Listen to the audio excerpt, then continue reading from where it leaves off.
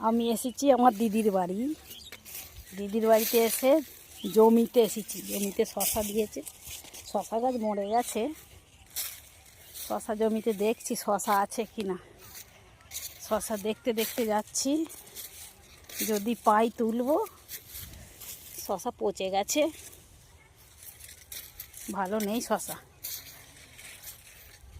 গাছগুলো সব মরে গেছে, নষ্ট হয়ে গেছে। তো অনেক দিন শশা গাছ চাষ করেছে, অনেক দিন হয়ে গেল। হ্যাঁ, আর কি করব, দেখি যদি পাই দুটো শশা খাবো, না পেলে বাস ঘুরে যাই জমি থেকে। এখানে অনেক কিছু চাষ হয়েছে, লাউ গাছ হয়েছে দিদিদের, তারপর বেগুন ক্ষেত আছে দিদিদের, প্রচুর ফসল হয়। আলু হয়েছে, আলুতে তো দাম পাইনি এবারে, আলু হয়নি, এমন অবস্থা হয়ে গেল আলুতে। আলু জমি, মানে আলু জমি থেকে নিয়ে যেতেই চাইছে না বাড়িতে, এত দাম কম। কি করবে, কিন্তু চাষ করে সব রকমের চাষ। এই যে গাছ সব মরে গেছে, এই যে এতখানি জমিটায়, এতখানি জমিতে শশা দিয়েছে, কিন্তু শশা সেরকমভাবে আর নেই, গাছ পুরো নষ্ট হয়ে গেছে। শশা জমিতে একটাও শশা পাইনি। এবার লাউ জমিতে এসেছি, কত লাউ শাক, দেখো লাউয়ের মাচা পুরো।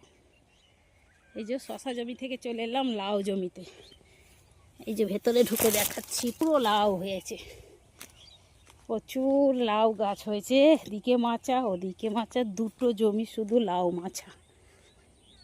এই যে এদিকে পুরো এদিকে, এই যে সব লাউ, কতখানি শুধু লাউয়ের মাচা। মানে কত লাউ আর লাউ শাক খায়। হ্যাঁ, কত লাউ আর লাউ শাক খায় আমার দিদিরা। মানে নিজেদের জমির ফসল, সত্যি ভাবা যায় না, নিজেদের জমির ফসলের স্বাদই আলাদা। এই যে এখানে আছে পুরো বেগুন ক্ষেত, যে বেগুন হয়েছে, এই যে বেগুনের প্রচুর বেগুন ধরেছে। এই যে বেগুন ক্ষেতে পুরো ওইটা হচ্ছে পুরো বেগুন জমি, এদিকে লাউ জমি, ওদিকে লাউ জমি। আমি এইসব ফসল দেখার জন্য চলে আসি দিদির বাড়ি। কত চাষ করে এরা, শশা চাষ করছে, শশার পাট মোটামুটি উঠেই গেছে, আবার দানা বসিয়েছে, ছোট ছোট গাছ বেরিয়েছে। আর আলু তো এই অবস্থা, কিন্তু আরও ফসল দেয়া আছে বলে না অত গুরুত্ব দেন, তবু খরচ করে আলু বসিয়েছে, তো প্রচুর খরচ আলুতে, কিন্তু সেরকম দাম পায়নি। কি করবে, বাধ্য। কচি কচি লাউ ধরেছে, এই দেখো বন্ধুরা, কচি কচি লাউ এই যে জমিতে ঝুলছে, কি সুন্দর দেখতে লাগে। এসব জিনিস আমরা দেখতেই পাই না, শহরে থাকলে এসব দেখা যায় না।